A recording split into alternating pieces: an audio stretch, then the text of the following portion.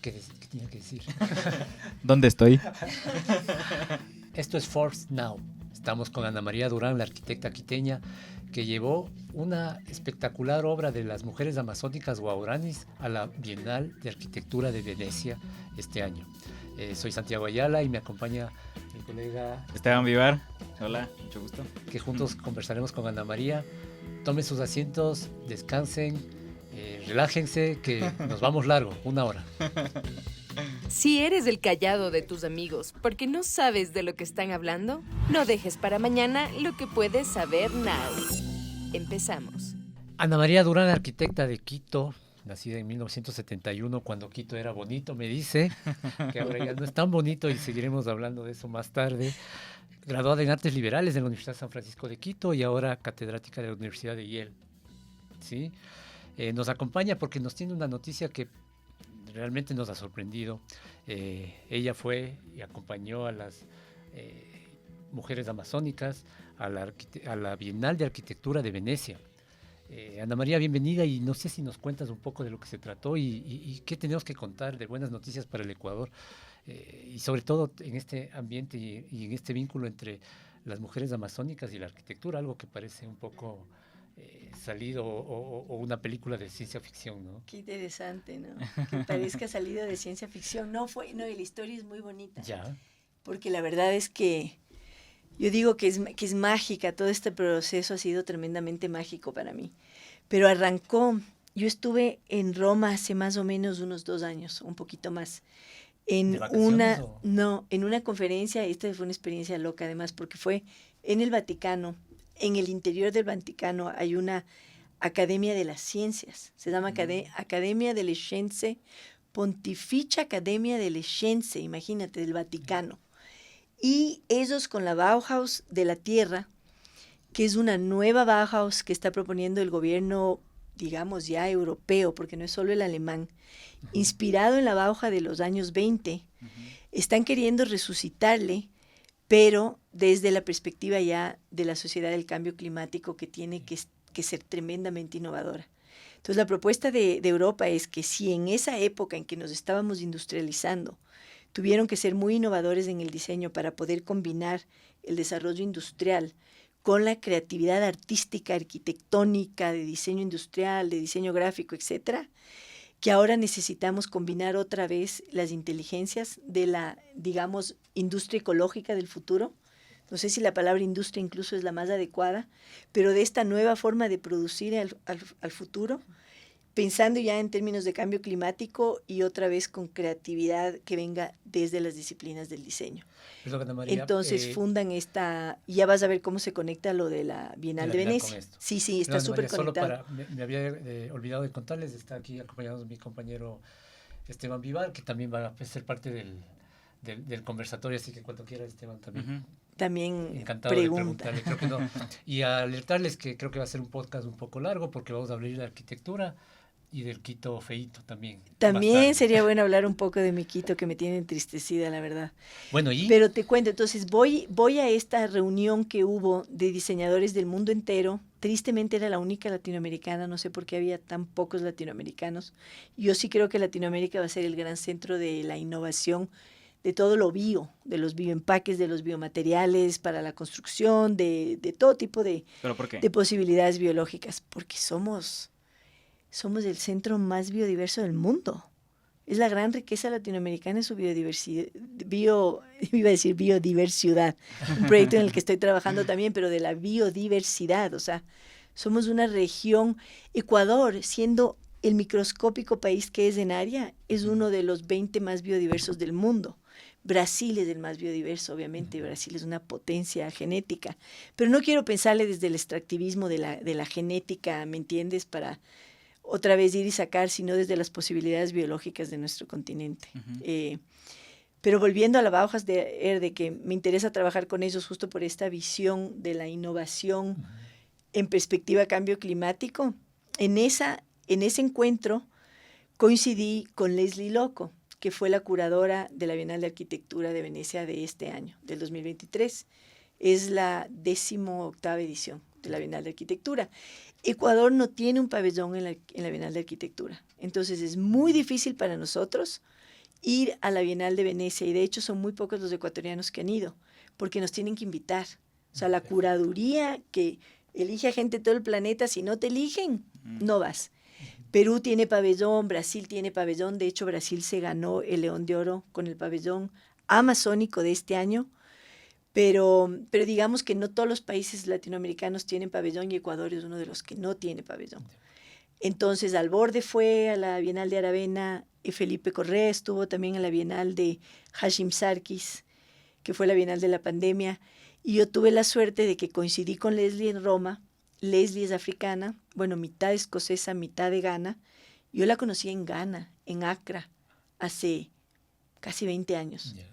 Una tipa brillante, o sea, una mujer inteligentísima y muy metida en el tema de la decolonialidad y la decolonización de la arquitectura, que se refiere básicamente a que la arquitectura, sin descuidar el complejo europeo, la gran tradición clásica, la gran tradición romana, greco-romana, debe ampliarse a incluir, a ser más inclusiva de otras tradiciones arquitectónicas y urbanas, como por ejemplo las nuestras, ¿no? 2 polos de civilización están en la América, en Mesoamérica y en lo que es el Perú, y ahora nos estamos dando cuenta que en la Amazonía hay otro polo civilizatorio, sino que no estaba estudiado.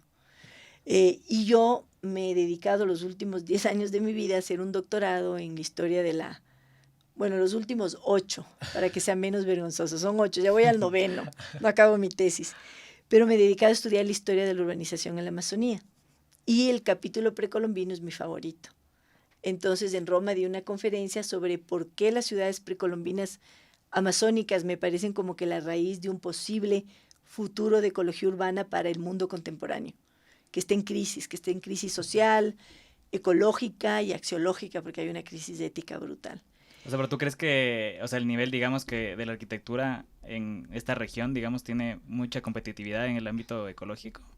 ¿O 100%. ¿100%? O sea, el mundo amazónico, como dicen los arqueólogos, hay uno sobre todo que me cae increíblemente bien, se llama Michael Heckenberger, y él se ha pasado metido los últimos 30 años de su vida en el Alto Xingu, en Brasil, estudiando un complejo cultural desde la perspectiva de la etnoarqueología y de la etnohistoria, que es básicamente, digamos, la periferia de los arawak. Los arawak los arawak, ¿cómo te resumo a una nación tan maravillosa? Tú sabes cuán extenso fue el Tahuantinsuyo, ¿no es cierto? Que iba desde el sur de Colombia hasta el norte de Chile y se cubría estos 4 cuadrantes. Bueno, imagínate que los arawak tenían sus periferias, porque ellos salen del corazón de la Amazonía, donde el Río Negro se encuentra con el Amazonas cerca de la zona de Manaos, pero se expanden a un nivel que sus periferias están, por ejemplo, aquí ya en la Amazonía peruana, en el Xingu, que ya queda, no sé si sabes dónde queda el tributario del Xingu, pero imagínate que ya es uno de los principales hacia el sur del Brasil. Estaban en la zona del Beni de Bolivia, que es la Amazonía boliviana, se treparon el Orinoco, se subieron por el Caribe, llegaron a la Florida. O sea, Colón, ¿con quién se encontró? Con arawak, que específicamente con los arawak que estaban en el Caribe, que son los taínos, ¿no? Entonces, los arawak, por ejemplo, llegaron a... Nadie habla de imperio porque ellos nunca fueron imperialistas, pero digamos que su complejo cultural, su sistema, su red de cacicazgos es continental, es panamericana. Entonces, obviamente, yo leo sobre estas cosas y me quedo alucinada. Y lo bello de las ciudades arawak no es que no eran jerárquicas, porque hay jerarquía y eso lo ves en el espacio, pero eran tremendamente policéntricas. Entonces eran grandes expansiones, imagínate como una red dendrítica, como los mapas que ves del cerebro, con centros de digamos, pero hiperpolicéntrico, miles de centros de poder, cacicazgos, ¿no es cierto?, completamente interconectados, y todo el espacio intersticial con agricultura policultural intensiva. O sea, unas agroecologías brillantes, increíblemente inteligentes y capaces digamos, capaces de alimentar a enormes poblaciones. Entonces, este mundo amazónico tan desconocido, que es ya civilizatorio, es bellísimo porque nosotros asociamos la Amazonía con un montón de prejuicios que son coloniales. Es la tierra de los caníbales, es la tierra de las ansas, de los encogedores de cabeza, es la tierra de los salvajes, es la tierra de los retrasados, digamos, ¿no es cierto?, de los que se quedaron en la edad de piedra y viven como en la edad de piedra y no han avanzado como avanzó el resto del mundo. Pero de repente la arqueología nos está diciendo, no, la Amazonía es una mata civilizatoria, pero es otra ontología de la civilización, es otra forma de hacer ciudad. Tremendamente, y ahí a mí que no me digan que no se puede tener sociedades equitativas, porque la Amazonía demuestra lo contrario. Y está bien distribuido el poder, están bien distribuidos los recursos, son bellísimas y son ciudades que cuestionan todas las dualidades. No es campo-ciudad, el ciudadano es campesino, no hay esa jerarquía de yo soy urbano, tú campesino, yo acá arriba, tú allá abajo, no, porque todos son campesinos y todos son ciudadanos. Es urbano, pero también es rural y también es bosque rural, o sea, bosque productivo, bosque agrícola. Como que todos los binarios que dominan el pensamiento occidental sobre la ciudad en la Amazonía se quiebran por completo. Y eso a mí me apasiona. Ana María, ¿y ahí es lo que tú llegas a confluir todo tu conocimiento? Sí. Te encuentras ahí en Roma con esta persona. Y después, ¿cómo se da el proyecto para entrar a la ¿Cómo se Bienal? da el proyecto? En Roma yo presenté básicamente las ciudades precolombinas de la Amazonía. Y a Leslie, que estaba ahí, que venía estudiando, y dije, es una súper oportunidad de hablar de ecología urbana desde la perspectiva amazónica y obviamente desde la perspectiva de las culturas vivas de la Amazonía. Porque esto está vivo, pero encogido y aislado por la colonización. Porque el rato que te esclavizan, te persiguen, te matan, entran los virus, pandemia, ¿me entiendes? ¿Qué vas a hacer? Lo que hicimos en la pandemia, aislarte, internarte, esconderte. Entonces todo esto se desarticuló, pero está vivo entre los Achuar, entre los Shuar, entre toditos. Entonces yo presenté esta historia de estas tradiciones amazónicas y a la Leslie le encantó. Y me dijo, me encantaría que esté en la Bienal presente algún comentario sobre las civilizaciones amazónicas.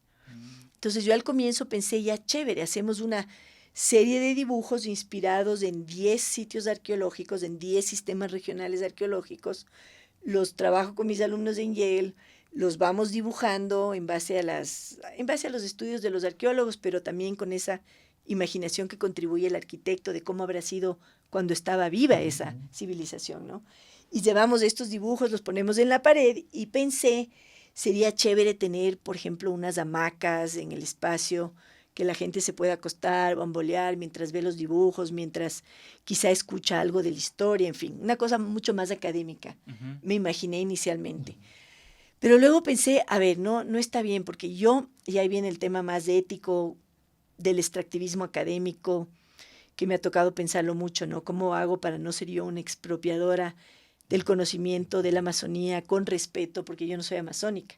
O sea, tengo sangre española, quitucara e inca, pero no, ¿me entiendes? Yo no soy amazónica. Entonces hay un tema de respeto y ética ahí que es importante discutirlo, ¿no? Entonces dije, no puedo ir yo simplemente a yo ser la voz amazónica en Venecia. No está bien, no es justo. Dije, es mejor que trabaje con amazónicos. Y como ya había trabajado con la Manuela Mari Ima y la Romelia Papúe Mayancha, la Rome, son dos mujeres poderosísimas, divinas, les adoro.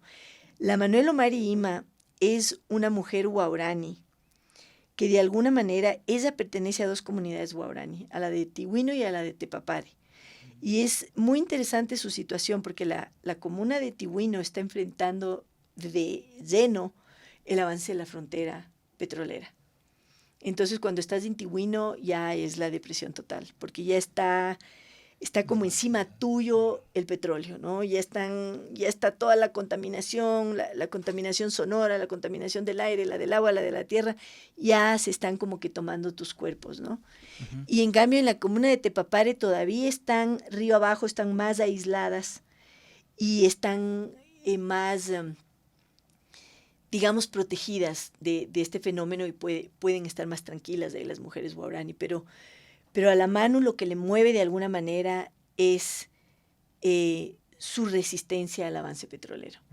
y para ella de alguna manera tejer con sus compañeras de comunas, se ha convertido en la principal forma de resistencia y la principal forma de sobrevivir de cara a los retos brutales que enfrentan las nacionalidades amazónicas, por el avance de la minería, el avance del petróleo, el avance de la frontera agrícola.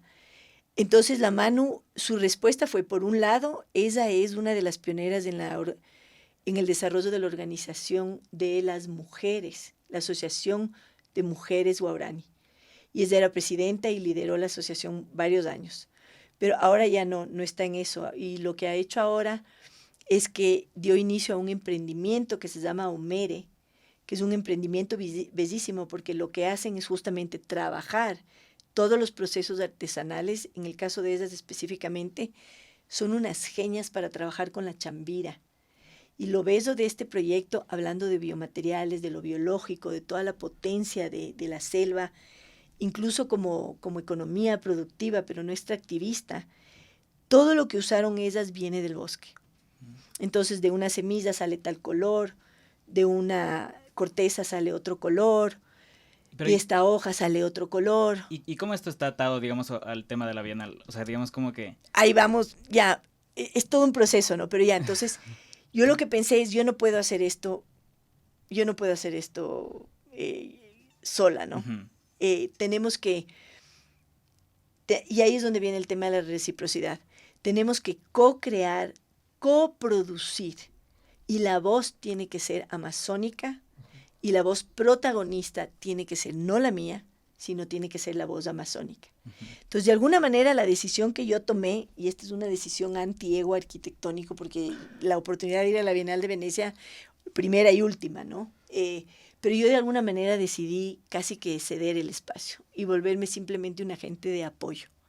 Entonces fui donde la Manu originalmente para comprarle hamacas, porque mi idea original era colgamos unas 10 hamacas y generamos este espacio. Ya le conocía antes, porque había hecho un proyecto con ella. Perfecto. Había diseñado una habitación y necesitaba una cortina y les contraté a Omere para que me teja la cortina. Uh-huh. Y quedó espectacular y trabajar con ellas fue un placer. Entonces dije, por eso fui a buscarles otra vez. Entonces la Manu me mostró todas las hamacas y empezamos a hablar del concepto de la Bienal. Queríamos que el concepto sea la interdependencia. Entonces yo le pregunté, Manu, ¿podemos tejer hamacas y colocarlas de manera que el bamboleo del cuerpo de una persona afecte el bamboleo de todos los demás? O sea, que se sienta la interdependencia, que se sienta que lo que ocurre en Italia afecta a lo que pasa en Quito. O sea, por eso está también el tema del calentamiento global, ¿no es cierto? Claro, el tema climático. Exactamente. Ya. Entonces, hablando de este tema de la interdependencia y de cómo tejer estas hamacas en los que todos se sientan afectados por todos, la Manu me dijo, pero eso ya existe en el mundo guaraní, eso es dien dien. Digo, ¿y qué es dien dien? Me dijo, dien dien significa sentir el cuerpo del otro. Uh-huh. Y me dijo, cuando los guaraní necesitamos sentir el movimiento de otra persona porque está enferma, o porque es un bebito, una bebita que ¿me entiendes? Que quiere sentirle el cuerpo cuando eres madre o padre. Entonces me dijo, dien dien significa que lo que hacemos es cruzar las hamacas, les colgamos cruzadas para que si esta se mueve, esta se mueva. Y viceversa, así tú te despiertas, le cuidas al enfermo, le cuidas al bebé, en fin. Digo, ya, perfecto, ya tienes la palabra. Entonces decidimos llamarle dien dien. Y también ahí hablando a la muestra. Uh-huh. Y conversando con la Manu, decíamos, no, pero simplemente colgar hamacas a que la gente vea los dibujos no es suficientemente potentes. O sea, pero en la Bienal, digamos, a ti te dan un espacio para que tú vayas y expongas. O uno decide como, yo qué sé, quieres dar una conferencia. No, es un proceso súper complicado. ¿Ah, sí? Sí, yo no lo había vivido nunca, pero básicamente la curadora o la comisaria uh-huh. te invita. Entonces recibí un email, Ana María, nos gustaría que participes en esta Bienal, pero no te garantizan el puesto, te están invitando a entregar una propuesta. Y el primer paso es 100% conceptual. ¿A qué me refiero? Que solo puedes entregar una imagen. Bueno, cada curador tiene, me imagino, un estilo diferente, uh-huh. pero Leslie Loco nos pidió una imagen y 2 párrafos. Entonces yo le mandé una imagen de una mina española, Potosí, el sistema extractivista, y una imagen de básicamente una fotografía con LiDAR, con láser, de los arqueólogos que están investigando el Beni, de la red urbana de la Amazonía. Sistema productivo de la abundancia, cero extractivista. Pero es algo súper abstracto, entonces. Súper abstracto, o sea, era como para poner en tensión sin ser binaria, porque tampoco hay cosas bellas y horribles en ambos mundos, digamos, pero sí quería poner en tensión lo que está en juego en la Amazonía, que es un sistema extractivista poco creativo y un sistema posible que es el que el cambio climático nos está pidiendo que por Dios ya nazca. Y para mí la principal inspiración son las nacionalidades originarias, que son culturas vivas y tradiciones vivas de la América. Mientras más estudio, más admiro esa capacidad de crear abundancia natural, ¿no? Entonces quería poner esas dos cosas en tensión y hice una propuesta súper, súper abstracta, súper conceptual. Ya. Y le mandé. Entonces ya me dijo, ya perfecto, ha sido aceptada, pasas a la segunda fase. La segunda fase ya tenía que presentar un diseño. Pero y una pregunta, ¿en de la primera a la segunda fase pasan Sí. pocos? O sea, ¿es súper competitivo o cómo es la...? O sea, una vez que te invita la curadora, digamos que tus probabilidades de participar son altísimas, porque ya te están invitando, pero suponte que entregaste algo que la curadora dice, no mismo, está mal, o sea, ya me manda la primera, porque tienen como que first response, second response, third response, son 3 fases. Ya. Si ya para la tercera ven que lo que estás proponiendo va a ser catastrófico, probablemente te dicen muchas gracias. O sea, no te garantizan la participación, Ya. no te envían la invitación oficial hasta haber superado la tercera etapa.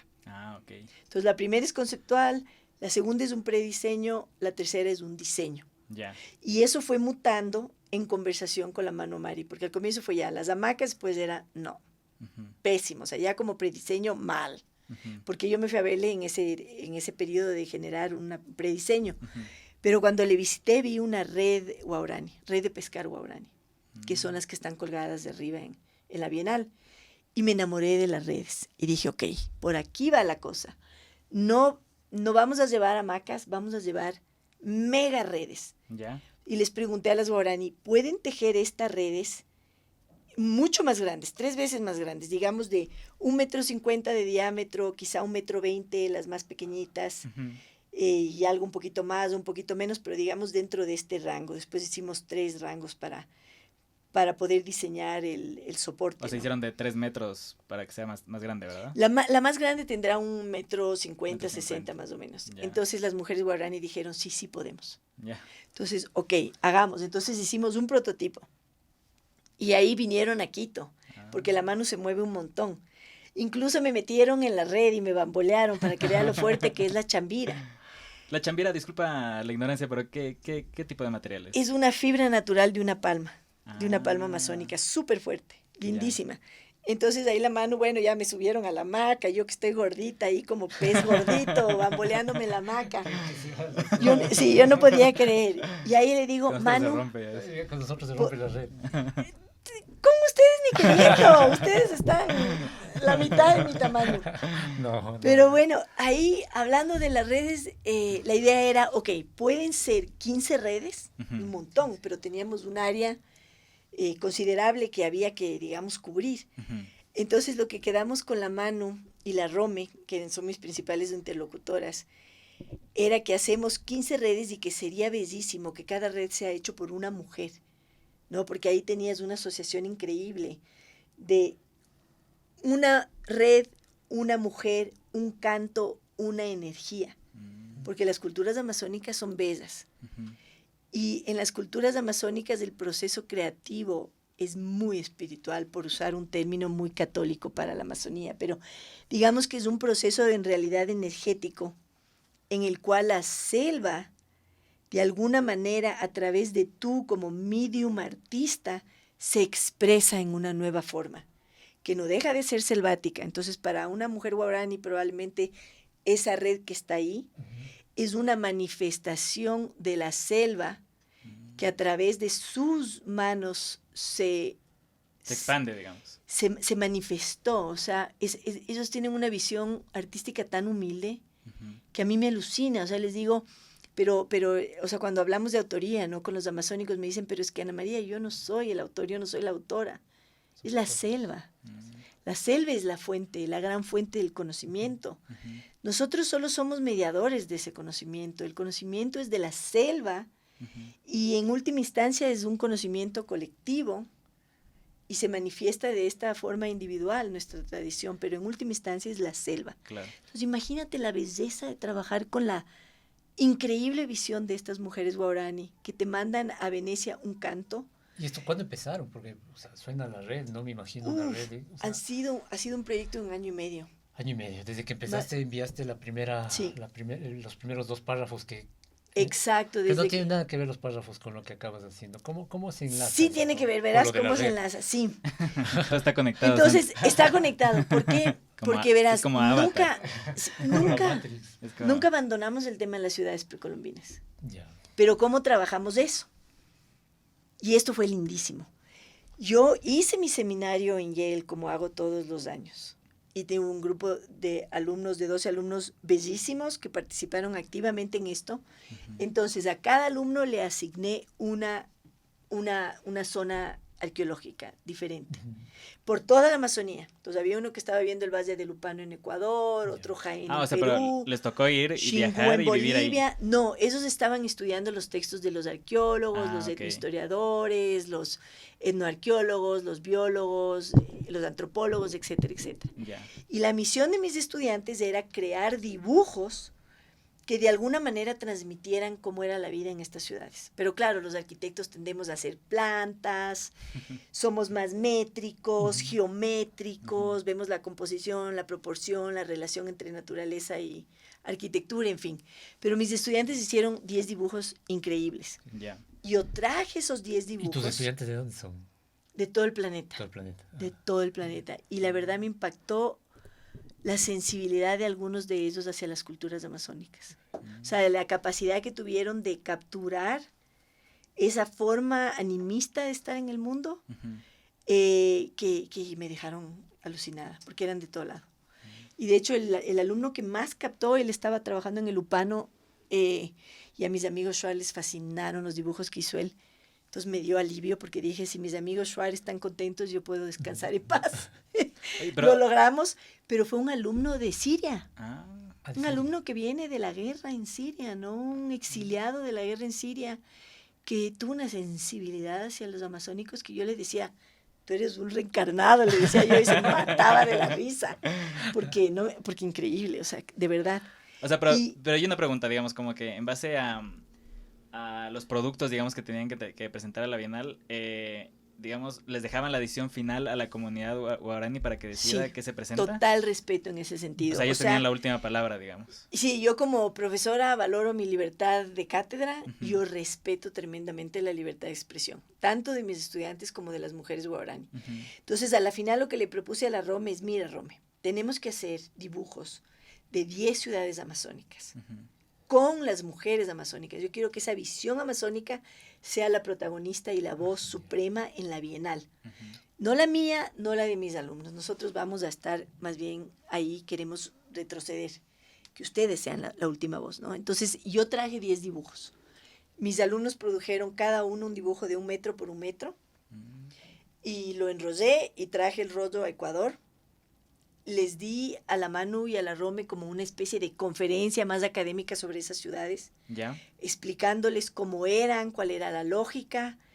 Ellas seleccionaron varias imágenes que les gustó de la presentación de PowerPoint que íbamos imprimiendo para que puedan también alimentar un poco estas visiones de las mujeres guaraní, pero a la final el tema era que distintos grupos, porque la idea era que haga una mujer cada red y una mujer cada uno de estos dibujos bordados, porque eso se bordó en lo que se llama en quichua la yanchama, Ya. que es una corteza amazónica, es como un tronco de un árbol amazónico que tú le puedes literalmente desenrollar. Increíble. La Amazonía es maravillosa. Entonces como que le van golpeando Ya.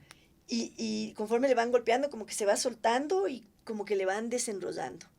Entonces ellas prepararon 10 yanchamas de más o menos 1 metro por 1 metro y se repartieron en grupos los dibujos. Entonces eligieron, fue súper interesante ver cómo reaccionaban a los dibujos, cómo les interpretaban y a la final ellas decidieron qué van a abordar en base a esa interacción, a esa conversación, porque la idea era también entretejer cuerpos, entretejer mentes, entretejer culturas Ujú. y y funcionó lindísimo porque la verdad fue una sinergia maravillosa. ¿Y O sea, esas los ciudades, alumnos felices, y yo esas feliz, ciudades ellas amazónicas felices. qué tenían principalmente? O sea, uno se imagina una ciudad amazónica, eso justo como decía Esteban, como Avatar. O sea, ¿qué tenían? Como Avatar. Ajá. O sea, Buenazo. es, digamos, en base a este planteamiento Sí. de que todo está unido, digamos, Todo está unido. o sea, la naturaleza. Bueno, y Perfecto. supongo que también el tema del cambio climático, cómo afecta la lluvia, el fenómeno del niño, Sí. por así decirlo. Sí, sí, Acá sí. las lluvias, todo eso está conectado, ¿no? Al final. Y eran redes. O sea, que eso de que todo está unido queda perfecto porque los amazónicos son constructores de redes, de sistemas dendríticos. Ujú. Yo antes les decía las constelaciones agroecológicas y urbanas de la Amazonía, pero creo que en la noción de constelación se pierde la interconexión. Entonces quizá queda mejor red. Eran verdaderos tejidos regionales, territoriales, porque cada célula, cada estrella en esta constelación estaba vinculada con las demás Increíble. por caminos. O sea, no es que la Amazonía no tenía caminos, Ujú. no tenía las carreteras horrorosas que nosotros construimos, pero siempre tuvo caminos y no eran senderitos. O sea, en la Amazonía los arqueólogos están encontrando Avenidas. avenidas. Ujú. O sea, algunas tienen 15, 20, 30 metros de ancho. O sea, una cosa de locos. En el Beni son enormes. Entonces varían en distintos lugares las dimensiones, pero eran gigantes en algunos lugares. Pero no son, o sea, no es un territorio súper hostil para como que transportarse. O sea, digamos, porque por el tema de las lluvias, de la tierra. Es que los amazónicos, hostil ¿cómo para el de hacían? afuera, te diría yo, porque los amazónicos siempre han sabido usar muy bien el tema del agua. Ujú. Se han movido por canoa durante miles de años y han construido caminos elevados en las grandes zonas de inundación. Lo que hacían era construir caminos elevados.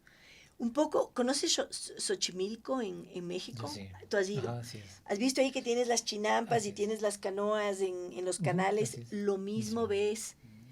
Esto es un poco deprimente contarles porque los ecuatorianos hemos destruido nuestros sistemas de chinampas. Pero ese tipo de sistema no solo había en México y en el mundo maya, también había en lo que es ahora, por ejemplo, Bogotá, la sabana de Bogotá, había en la zona que es ahora en Quito, pero el más enorme complejo regional de camellones del Ecuador Ujú. es digamos, el base del Guayas. Eso era una cosa de locos y los costeños creen que no tienen nada que ver con el mundo indígena. A mí se me paran los pelos de punta porque si hay un complejo impresionante en el Ecuador arqueológicamente, Ujú. está en la costa ecuatoriana. Mm. O sea, Valdivia, ¿cómo es posible que los ecuatorianos no entendamos la importancia de la costa ecuatoriana Ujú. en el mundo precolombino? O sea, había un complejo que iba desde donde estuvo Valdivia hasta Marayó en el Atlántico y que subía por el Orinoco, el mismo tipo de complejo cerámico. Y cuando uno ve eso se queda boquiabierto y le tratamos a la costa como que si no. Y ahí el mega complejo arqueológico ya fue destruido en nombre de las arroceras en los años 60 y luego vinieron que el cacao, que las camaroneras, Ya. que las bananeras.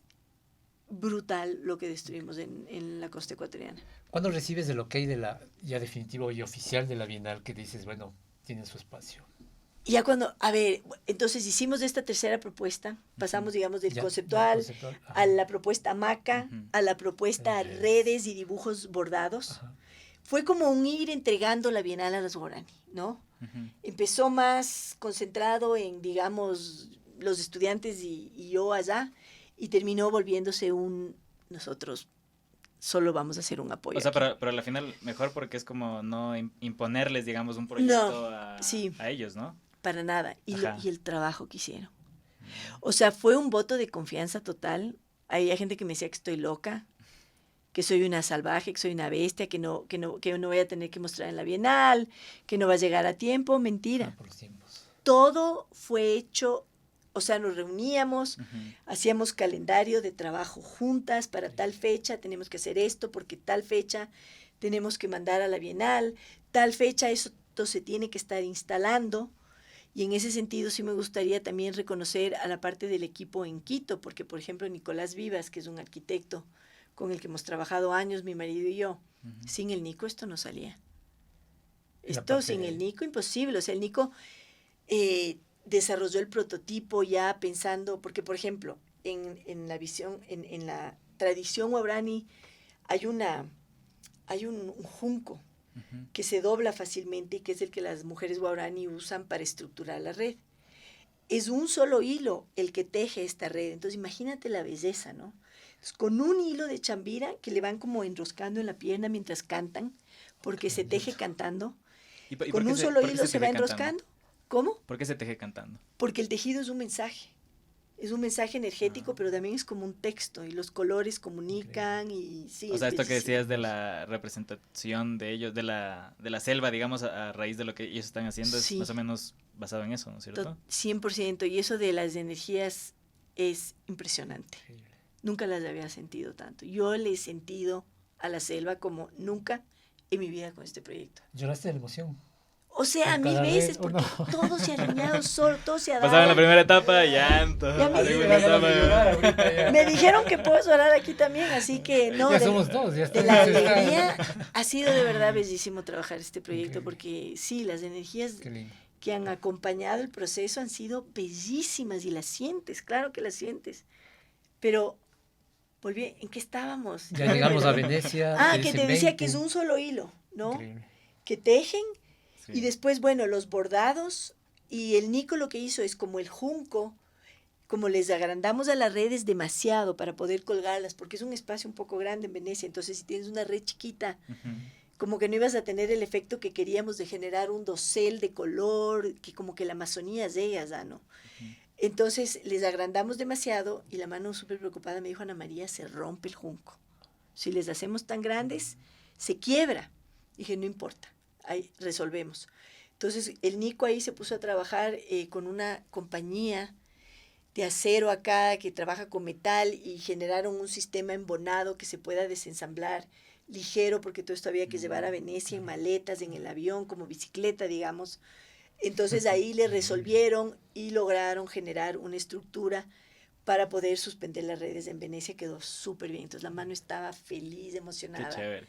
Les encantó cómo quedaron estas mega redes. Y de ahí el tema de los dibujos, y ya te digo, todo me entregaron súper a tiempo. Trabajar con ellas fue facilísimo, increíblemente responsables. Y de ahí el tema de los tejidos, también no sabíamos qué iba a salir, ¿no? Entregamos los dibujos y juégatelas. Claro. Y el nivel de amor y de detalle que pusieron las guaraní es verdaderamente increíble. O sea, es que tienen que ver, ahí hay plumas, hay semillitas que se vuelven huevos, o sea, de verdad esas ciudades adquirieron vida. Entonces ya no son plantas abstractas de arqueólogo, ya no son plantas o cortes o elevaciones o perspectivas ya con un poco más, digamos, del imaginario del arquitecto, ya son ciudades vividas desde adentro, ¿no? ¿Cuándo se abre la Bienal y cómo fue ese primer día? No pude ir.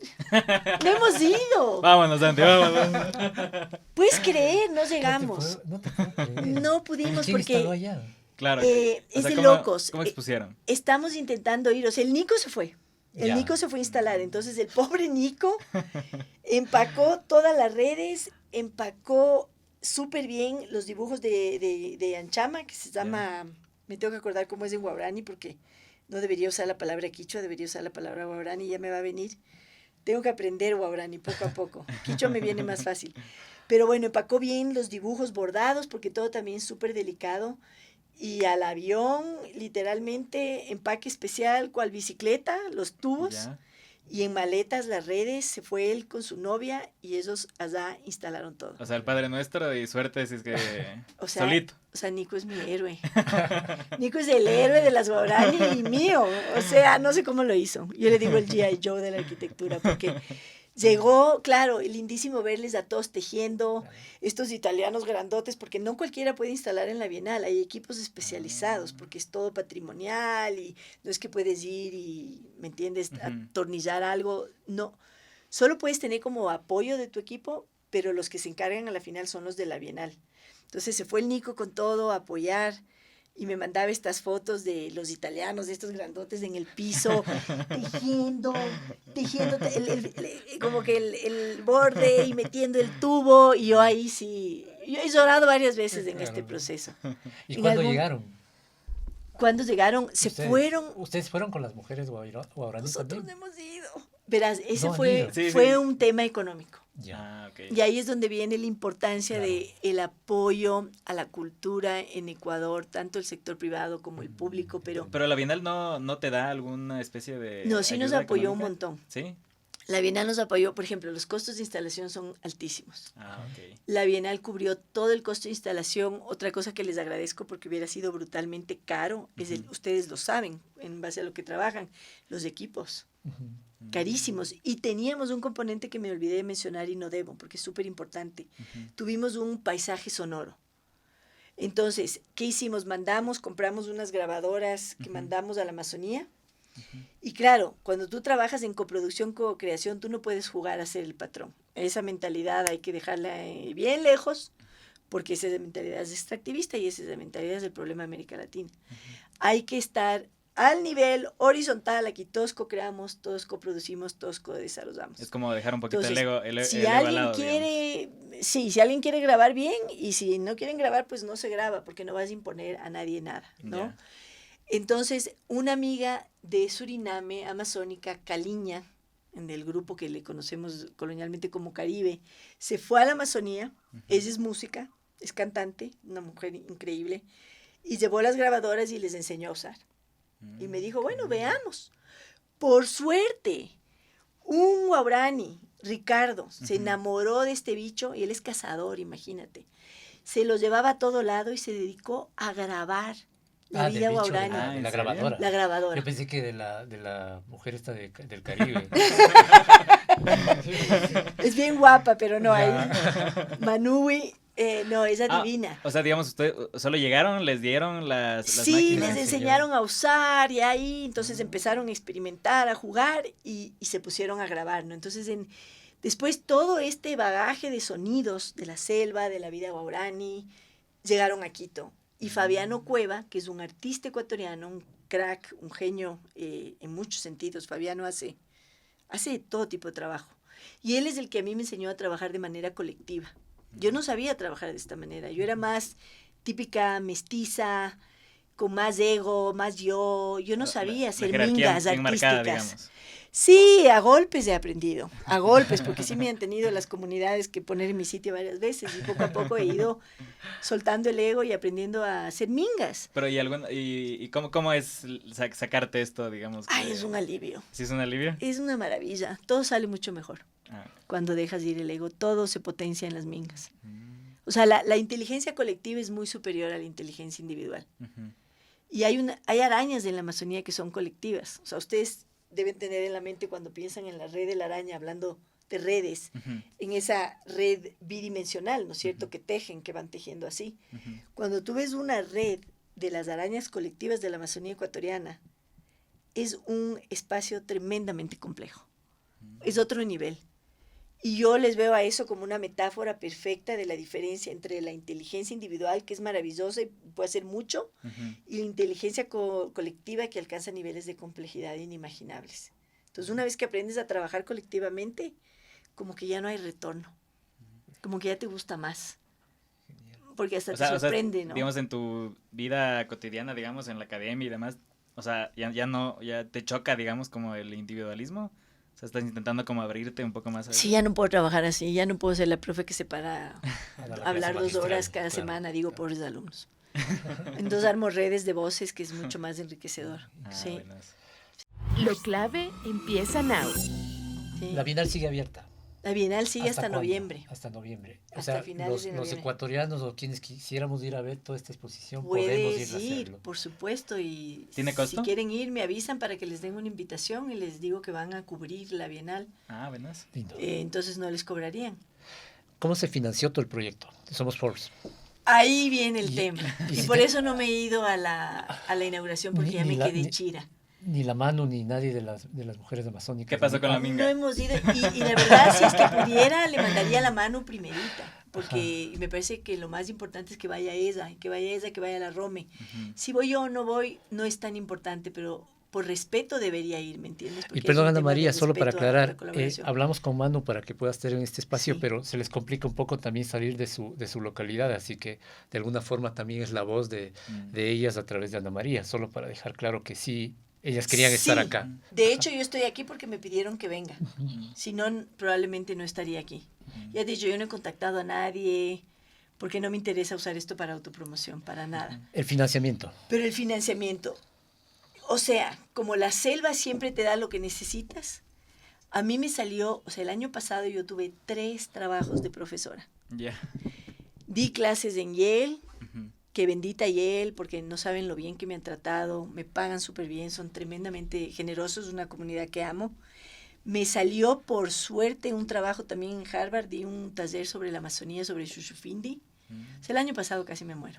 Estaba, Trabajando full. qué bestialidad, o sea, casi me infarto. Y me di un seminario también, pero era más relacionado con el tema de los urbanismos petroleros y ahora cómo enfrentar ese futuro, o sea, nada que ver con lo que estaba trabajando con las Guarani. ¿Y el cannabis? Para la nada? Bienal. ¿Y algo de cannabis? Y me salió, porque con esos 2 salgo a ras, digamos.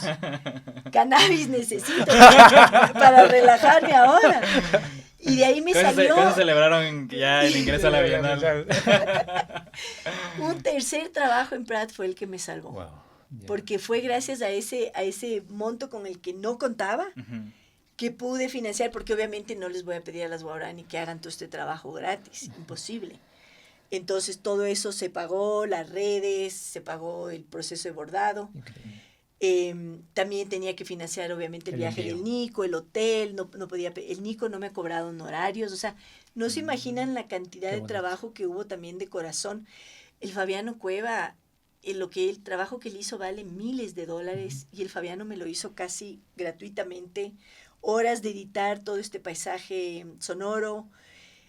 Bruno, un estudiante mío de Yale brasileño, se fue a documentar todo el proceso de recolección en el bosque de los materiales. Después me apareció así, ya les digo, la magia de este proyecto ha sido increíble. Me escribió de la nada una alumna, Rebeca Comisaris, que estaba en la India, y me dice: Ana María, estoy en la India, pero quiero ir a la Amazonía. ¿Puedo ir? Le digo: perfecto, Rebeca, ven. Ella tenía un fondo que se había ganado de la universidad. Y le digo: y de paso, dame documentando el proceso de grabación porque había que generar un registro. Entonces Rebeca me ayudó. Cayó Manui del cielo. Manui es un ángel, la caliña de Suriname. El Fabiano súper generoso, el Nico súper generoso porque no cobró honorarios. Nos apoyó la compañía con los tubos, nos dieron un súper descuento y él me dio un poco de plata para pagar el material de las yanchamas, que no eso es duro, cosechar yanchama. Y así como que de fondito en fondito y el trabajo en Pratt. O la minga académica. Y la minga académica, totalmente, sí.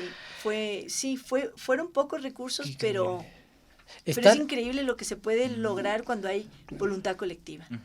Estar en la Bienal ya es el premio. O sea, de lo que nos cuentas, o sea, ya es el premio haber ingresado y estar ahí. Porque Ecuador no es que es habitual que esté ahí, ¿verdad? Sí. Pero hay un premio dentro de la Bienal. O sea, sí, hay el León de Oro. Ya. ¿Eso cuándo podremos saber si es que...? No, el León de Oro ya se lo entregó. ganó. Verás, hay 2 Leones de Oro. Ya. Uno es para uno de los pabellones nacionales. Y hay varios. Ya. No te podría decir cuántos. O sea, pero ya para los que son permanentes de la Bienal. Sí. Entonces tienen ahí un pabellón en la Bienal y lo activan cada 2 años. Ya. Y hacen curaduría. Y este año ganó un amigo, de hecho, brasileño que vivió en Ecuador muchos años y que siempre dice que Ecuador es el país ideal como laboratorio de la Amazonía, porque en Ecuador entiendes cómo es la lógica y después puedes entrar a Brasil, que en Brasil es enorme la Amazonía. 70% de la Amazonía está en Brasil. Entonces él se llama Paulo Tavares. Dio clases en la Católica como 3 años, Pablo.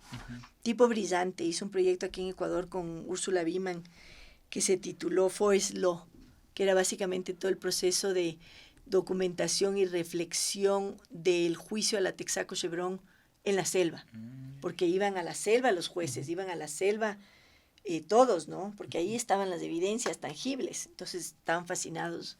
Es de Suiza, él es brasileño, hicieron un trabajo ahí y después Paulo ha estado haciendo trabajo con las comunidades en Brasil en procesos de reivindicación territorial y con el pabellón de Brasil, que veía también el tema afroindígena, que es muy interesante, ganó el León de Oro. Entonces Brasil se llevó el León de Oro de los pabellones nacionales y del trabajo, digamos, dentro del cual estábamos nosotros, que son la curaduría de la Bienal.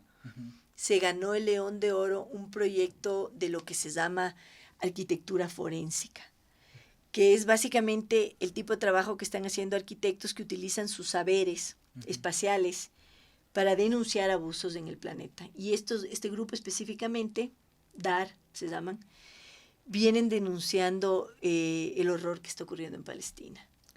Entonces ellos mapean con fotografías aéreas y denuncian un poco, cuentan la historia que no te va a contar nadie en el mundo. Ellos se ganaron el León de Oro. Sí. Hemos estado conversando 1 hora, Ana María, se nos pasó volando, y no sé si alguien nos va a escuchar 1 hora, pero sí creo que nos pueden escuchar por el tema tan interesante. No se conoce, pero nos hubiera gustado hablar del Quito feíto, pero creo que ya no nos alcanza. No hay tiempo Quito. Y esto es tan emocionante, pero te quisiera invitar para cuando vengas de Yale en algún otro momento a hablar del Quito feíto y cómo podemos cambiar esta estructura y quizás pensar en una arquitectura más sostenible, más todos los términos que tú me has dicho y que yo no lo tengo en la mente, pero que podamos hacer un Quito mejor conforme a los años. Perfecto. Y muchas gracias por visitarnos y qué chévere disfrutar gracias contigo. A ti. Lo mismo digo yo. ¿Y qué necesitas para irte a Venecia?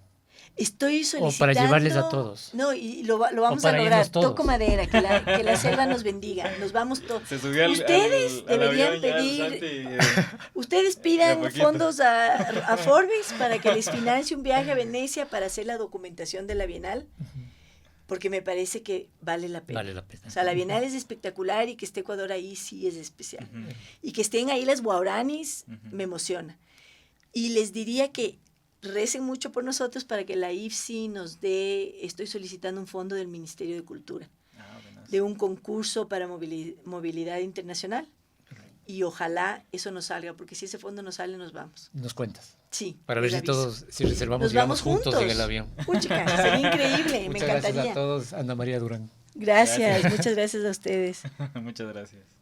Ahora ya sabes de lo que todos están hablando. Esto fue Forbes Now, en el podcast de Forbes Ecuador.